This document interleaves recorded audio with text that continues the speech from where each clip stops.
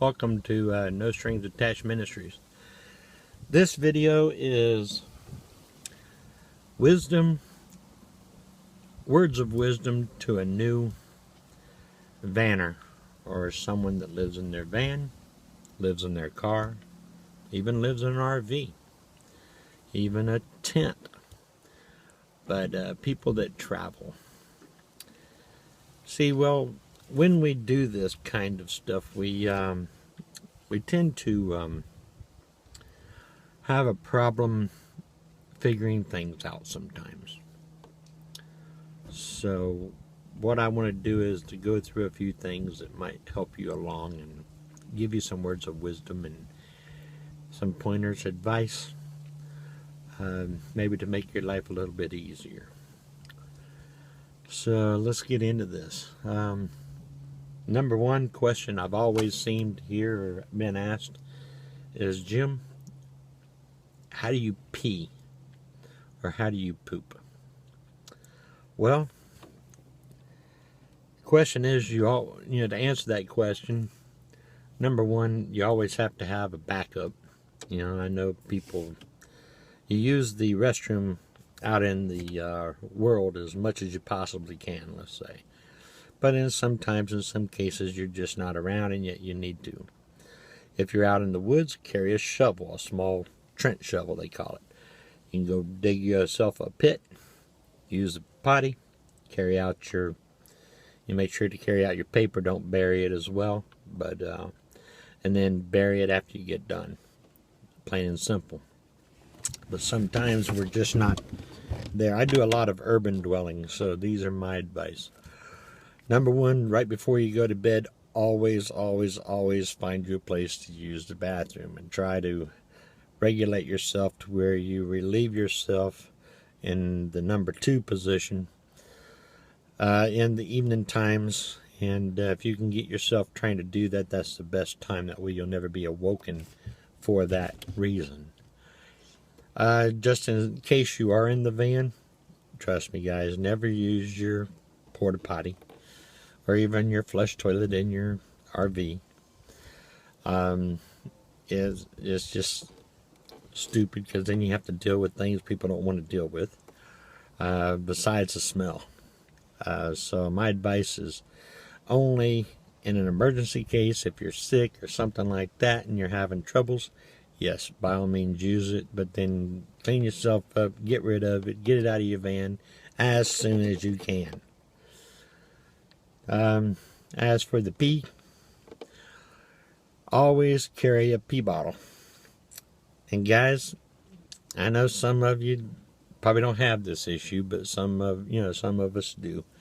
Make sure you get a pee bottle that's big enough to go down inside the bottle, so you don't end up peeing all over yourself. Because trust me, at 3 o'clock in the morning, in the dark, you can easily pee on yourself. Always make sure you have a good grasp, a hold of your pee bottle. What I use is the Tide bottles, and I pull the insert out of it, and usually big enough next to where you can get your down inside. Now, as for the girls, they have a little bit more difficult times. A lot of them has tried these little pee devices, that they make where you can pee standing up and all this stuff. Some take it, some don't. I don't care for that. It's just a mess, I'm sure. My advice is to get a 1-pound canister of coffee, like Maxwell House, comes in a plastic can with a big giant lid about this big around. Use that.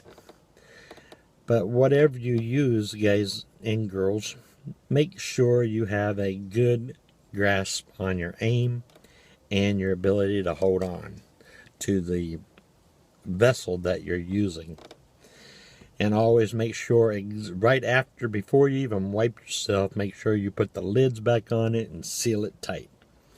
And then sit it in a place to where it's not going to get kicked over, dumped out, whatever. Make sure that it's that way. Because believe me, even a little dribble on your hand will start to stink. So make sure that after you do that you clean your bottle on the outside and your vessel on the outside. And you also clean your hands and your private parts on to make sure that you can do that. Make sure you have a small bag as a trash can in your van to always dispose of every single day. Never leave anything in your van. So that should pretty much wrap up your vessels. And when you dump it out, even if you have to take a little bit of your drinking water and slosh it around in there, add a drop of Dawn dishwashing liquid, slosh it around, clean it up, even a little bit of bleach or whatever you want to carry.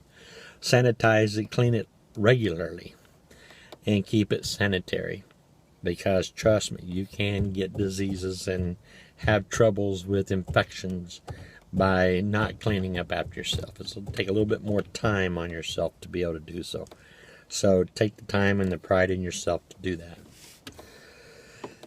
Well, so much for that. As for another set of advice, let's see. Always have a little night light in your van. Even just a little dot on a charger or something like that that you can see in the van to orient yourself. And it's in a dark van, can really greatly help you, especially if it's green. I use green, and mine is a green circle about this big that goes around where I plug in my device, and that illuminates basically at nighttime when you're in your night vision. That's actually a pretty good little light, so you'd be surprised how well that does.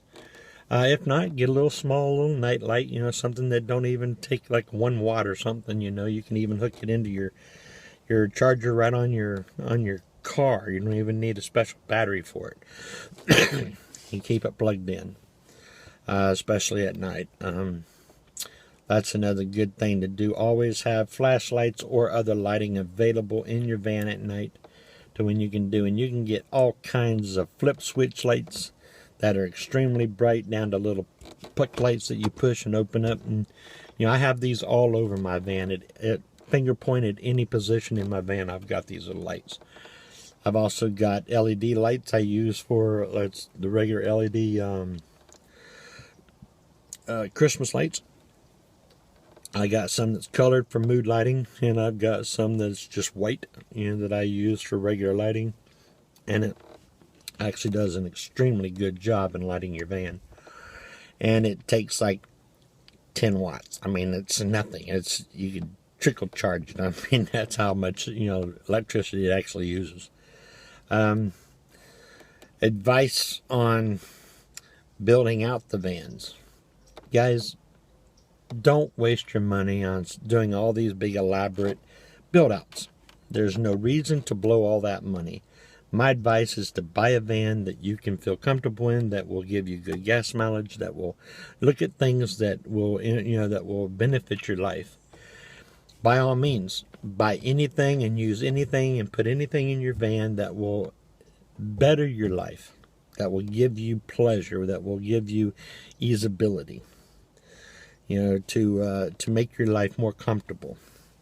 Spend the money on a really good mattress. Trust me, that makes a big difference. Or your sleeping arrangements. You don't have to rough it in like a tent mattress that's only a 1/2 inch thick. Or, unless you like that kind of sleeping and you're used to that kind of sleeping, trust me, over time, you will get very sore and very tired of it.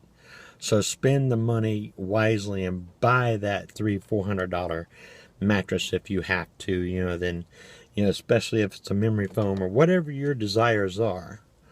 My preference is high density foam. I buy 4 inches high density foam, and then I have a 1 inch memory foam on top of that. And it seems to support my weight and handle it very well. And I don't end up on the hardwood surface while I'm sleeping. And it doesn't make you sink in to where you're so stiff you never moved all night long, so now you're all stiff and broken down. But it gives you that little feather-light feel. Spend money on good quality pillows. Trust me, pillows is your friend when you're living in the van. The more the better, in my opinion. I've got 3 pillows that I use. I put one between I'm a side sleeper, so I put one between my legs to hold my knees. because that keeps my back in alignment, because I have a lot of back injuries, so I have to do this. I keep one that I snuggle up to, and I keep one under my head. And trust me, my neck and head position is so critical that I actually have to have pillows specially made just for me. So what I learned to do with my position is I use what they call this My Pillow. I get the softest one, the least amount of stuff that I can. And then I still have to adjust that. And I take a little corner and I'll cut the seam out of it about this much. And I'll rip it out just enough to get my hand in there. And I'll remove the stuffing out of that and adjust it until I get the proper fit to fit my neck and my head area. And once I find one that's comfortable that I can sleep all night with, then I'll dispose of whatever left of the stuffing is. One thing that I did is get a pillowcase that actually fit very close to that, to that size pillow. And I've even ripped it open and had a zipper installed in the pillowcase itself, and actually poured the stuffing into that, and that relieved it enough to where it would work as well. So these are a couple ideas that you can do to adjust that. I've also adjusted feather pillows. Only bad thing about feather pillows, make sure it's just 100% down. That's the soft part of the feather. You don't want a feather pillow that has all those prickly little, stick things that's in the feathers, because those will get very uncomfortable for you. Besides, a lot of people are allergic to feathers, so if you haven't slept on a feather pillow, I would advise not to bother with the feather. There's too many things out there that you can get that are good pillows, but take them from me. I mean, with my problems that I've had in my accident, I've got so many injuries in my back and my neck area to where I have to have something exactly right to sleep. I don't care if it could be a $500 pillow. And believe me, I've spent a lot of money on pillows over my life.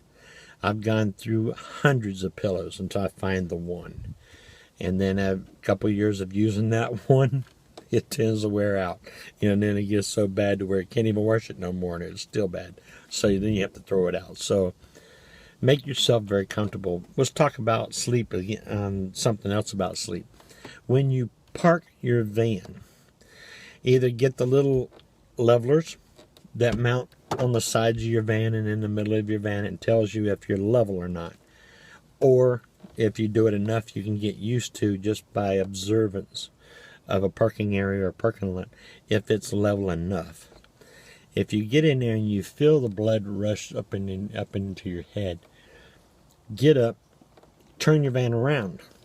If you're at a little bit of an incline, turn your van around to where your head is always above you. I would rather you sleep on a hillside this steep with your head above you than to sleep on one that's just barely cocked and with your head laying down, because trust me, you will pay a price the next morning if you don't. The pain of a headache and the blood that sits in there, it will mess you up big time. So trust me, take the time to make sure and properly prep your area when you sleep. Not so much side to side, because I'm a side sleeper, so that really don't bother me. But from front to back, because I sleep long ways in my van, that really makes a big difference on the way that you get your good rest.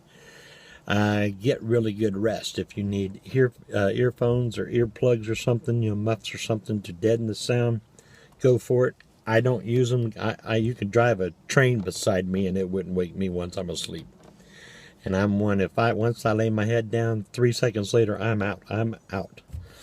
And I got a sort of a problem, but it's actually a gift. I go into my REM sleep within 2 minutes. And from 2 minutes on, I'm in deep REM sleep until I come out. So for me, 3 hours to 4 hours of sleep every day, I can go the rest of the day and night and never have to even think about it. And I'm very alert, very awake, and I'm always awake. So I really don't sleep a lot. I average about 3 to 3.5 hours a day in sleep. And I function extremely well on that. Besides, my motto is, hey, I got more time to sleep after I'm dead than I got right now. These are some things that you look at, sleep is a waste of your life. So get up and enjoy it. Go out and have fun with your life. Enjoy people and enjoy the things that you're around. Make those quality memories that's why you're out here in the first place. As for travel, remember, guys, if one area doesn't like you, or you seem to not get along with that, let's go biblical. What did Jesus say? He says, go to the edge of town, kick the dust off your feet, and go on. Because they're the ones that has to deal with that, not you. So what you need to do at that point is remember, 20 miles down the road, 50 miles especially down the road, you can reinvent your life. You can start all over fresh. Nobody knows you. You're happy. You can completely reinvent who you are. So feel free to do so. What I would recommend, if you do want to travel and see this world, travel 50, 75 miles every day. That's enough to charge your batteries if you're running your batteries off your alternator. It's enough to charge those up, keep you happy. But the thing about it is, you have a chance to explore the town. Always find your parking spot to where you're going to boondock that night well in advance. Go spend your day, and never go to your boondocking spot until your time that you want to lay down and go to sleep.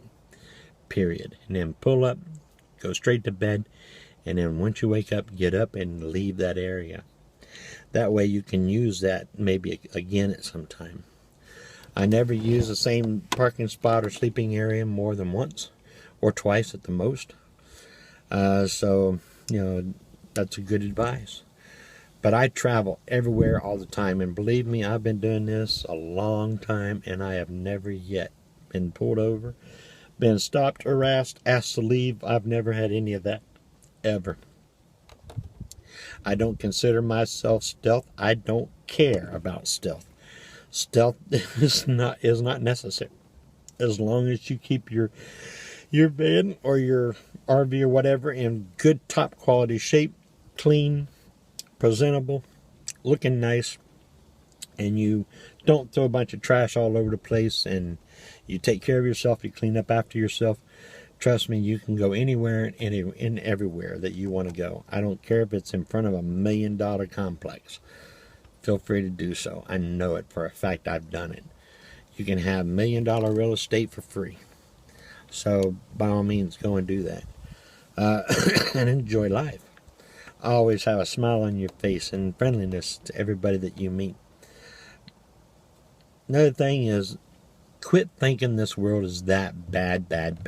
Get out of the media. Quit letting people blow crap up your head. I've been in some pretty rough neighborhoods, and I have never been unsafe. Now, for a woman, it might be a little bit different story. At times, only at times. Be wise. Go to a better area if that's where you need to stay. But if you follow most of my advice on how to boondock, believe me, even women will never have a problem.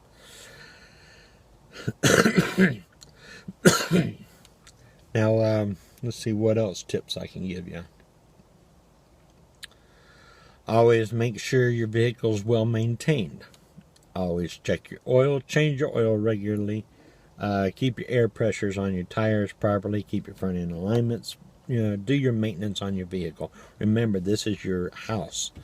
So if you took the money that you're saving in your house and you invested it in your van, you can have a pretty nice van, believe me, well maintained and well taken care of for many years, and still come out ahead. So don't be afraid on that. Spend your money wisely. It's tougher to make a living out in the world when you're living this kind of lifestyle. So if you don't have an income to where you can, take your time to learn your niche. There's many opportunities and ways to make a living, and especially on the road. If you're internet savvy, then you can really do real well out there. Produce good YouTube videos. You can even do, you could get survival money anyway. I get gas money, basically. One tank of gas a month is about what I get. But, you know, I'm a small channel, and, you know, I'd never really expected this channel to do anything anyway. But, you know, luckily, it's given me that. So I make about, you know, probably about $50 a month, you know, on an average, you know, for my AdSense, which I get paid maybe once or maybe every 3 months or so I'll get a check, if I'm lucky. But I'm not looking forward to it, but that's what it's meant for, is to go back into that. Be kind to other people, because believe me, your impressioning out there, you know, for others makes a difference. You don't want to be known, or we don't want our community to be known as homeless or get the same crap as those. If, you know, I don't care if you are homeless, even if you're sleeping underneath a bush. If you're happy and it's in your mindset that you're not homeless, then you're not homeless. If you're living in your van, you're not homeless. If you're living in a tent, you're not homeless. This is all a metaphor that's inside your brain. So correct that. You know, if you want to be there and excited to be there, then you're there on purpose and for a reason. So try to get that in your head that way. Never let depression come in and ruin who you are. Because when you're in depression, then you're mopey all over to everybody. So quit doing that and go out there and live life to the fullest.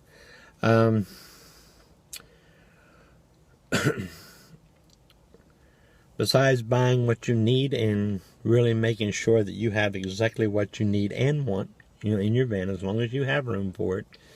I don't care if it's a food processor. Get it, you know. You can use it. So, you know, you just have to learn how to do that. But stay as comfortable as you can.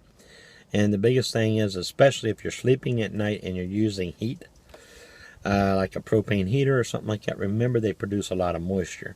So my advice, I've used the Big Buddy heaters and things in there, but I literally, to reduce the moisture, you literally have to vent that van. I had a Big Buddy in my regular 1500 Chevy van, and I had a Big Buddy in there, and to reduce enough moisture so it doesn't accumulate all over, my front windows had to be halfway down. And I'm talking 0 degrees weather. So, yes, it sounds stupid, but that's a lot of air. But you know what? I didn't wake up with icicles hanging all over and everything. I didn't wake up with wet clothes or wet bedding. So, you know, this is what I'm saying. You still have to get that air out. And use fans to move that around if you have to. I used a Big Buddy with the fan internally, which blew it back into the van. And then I had a small 6-inch fan right above my seat right here that would blow directly out. So it was always circulating that air out of the van. So always use that if you can. I've got mine set up with electric heat. I run it off of batteries and also a generator. I use a generator. I've got a 2200 Ryobi heat generator that literally takes $3 a day to run my generator. And that gives me all the power in the world that I need. I can run my van 24 hours a day, and while it's running, it's also charging my battery bank. And I've got 4 deep cycle batteries. So if I do have to go stealth at night for about 4 to 6 hours, even if I'm using my electric heater off the batteries, I can still make it through 4 to 6 hours, depending on what setting I have. But see, I don't have to seal my van. I don't have to open it up anymore. I can actually seal it up. And then that heater cycles on and off. So it's not drawing all that wattage all the time. And I always heat my van or air condition my van with the van air conditioning and heating first. And make sure it's at the temperature I want. And then I turn my heater and my air conditioner on or whatever, and I maintain that. And I'm not one to go waving the doors in and out of the doors all day long. Once I do that, I turn my van off, I climb back in there and go to bed. So that's how you do it. As for eating, hey, cook in your van. Make sure you ventilate it, though. You know, whatever you use. I don't care how you cook, whatever you cook. There's many, many ways. I'll even show you a lot of those. But cook anything you want. I can do any meal you want out of one pan And to save me cleaning time, I use a iron skillet, a cast iron skillet. I cook my entire meal in that skillet because I know how long it takes to cook every ingredient, and then I introduce that into my skillet, and when I get done I turn the heat off and everything in that skillet is done. And I pull it over, put it on a hot plate, and I get my fork and my knife out and literally eat out of the skillet. To clean up, well, if you know anything about cast iron cooking, you really don't even need water to clean it. So, that just goes to show you, if you maintain your equipment and you clean it instantly while it's still hot, trust me, you can cook anything you want in there, even a cheese dish in there, and clean it up with very little effort and ease. And as long as you re-oil it and re-season your pan, you're fine and good. I use one big old cup that I use to drink out of, and that I have one for my water. And that's all that goes in that cup is water. And I clean it once every day. And I usually take it into a bathroom in a facility, drop a few drops of dishwashing liquid in it before I go. And I'll take it to the bathroom in Walmart with me, and I'll wash it up right there. Shake the water out of it, and I'll walk back out with my coffee cup. Coffee cup the same way. So this is how you can do it properly and not have to worry about carrying a lot of stuff on your van. I use bottled water. So I carry usually one case full of bottled water. If I get halfway down, then I'll buy another case and put the one on top of that. And that's usually I keep up in the floorboard of my passenger seat. So it's out of my way. And then, of course, I've got, everything else in the van. As for refrigeration, I have a small wine cooler, which runs off that dielectric, I think they call it. It's not the best in the world, but you know what? For keeping waters and Coke, stuff like that, that's not really perishable. Even if the power does go off, that's all I usually keep in there, and that's just to keep it cold. And I have an ice machine. I have one of the little small portable ice machines that is on a countertop. I dump a 16-ounce bottle of water into it, turn it on, and believe me, within 15 minutes, the thing's got enough ice to fill up my big 64-ounce cup, plumb full of ice. So that's all the ice I need, and that's when I use it, is only for drinking. As for when I go shopping, I usually buy everything I can in small quantities that I'm going to use just for that meal. If you go to a decent grocery store, you don't have to buy 10 pork chops for $10. Yeah, you might get a better deal that way, but you have to worry about spending all the money for ice and everything to keep it. So refrigeration is always the toughest. Or you spend $600, $700, $800 for a refrigerator that runs off of your battery. So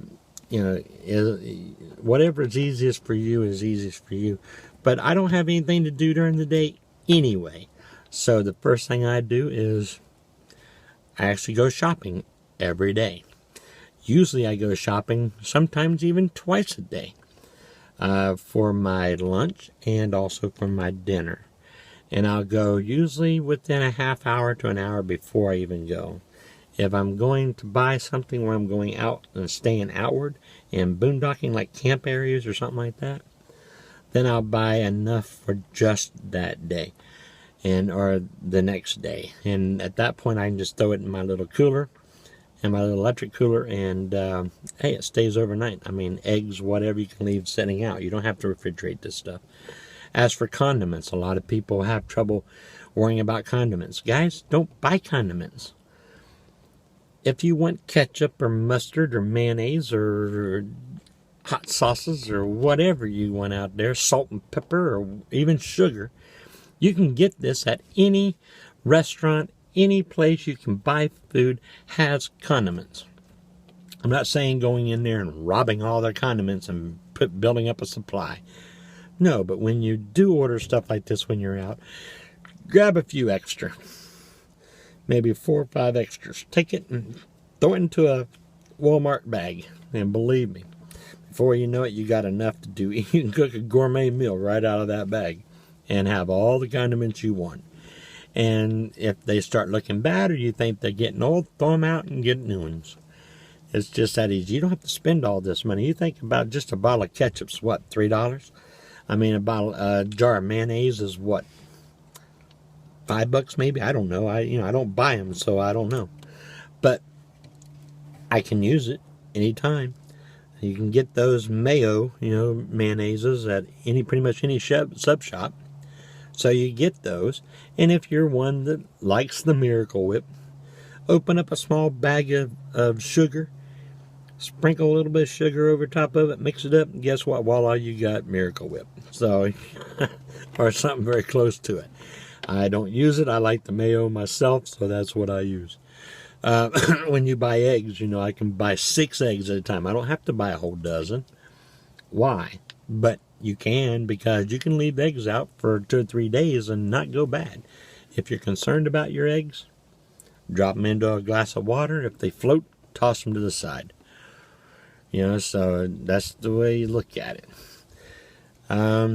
As for meat, I go up to the meat counter.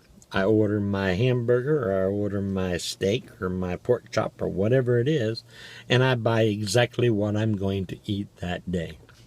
So I'll tell him I want 1 6-ounce ribeye, or 1 8-ounce steak, or I want 2 Italian sausages. Believe me, if he doesn't have it in the case, he will go open up a package and carry it and break it down for you and sell you just that product. And you pay exactly what you do if you buy 20 of them. So that's what I'm saying. There's really no sense in having to really spend a lot of money on your refrigeration. You don't have to, especially urban dwellers. And you don't have to become a vegan to eat that way. Because believe me, rotting fruit in a van can really stink just as bad. So when you buy your fruit, same thing. You buy your vegetables, same thing. Buy small quantities. You don't have to buy a ton of stuff and worry about maintaining it. You can do it that day and that day only. So, if there's any other advice that you're needing to know or care to know, I'm willing to share my knowledge and my wisdom with you. Leave it down in the comments. Be sure to like and share this video with anybody and everybody. Hopefully this video will finally go viral and I can make more, maybe 2 tanks of gas a month. It might be helpful. But anyway, hey, God bless you all. Have a great day. Hopefully this helped you. Bye.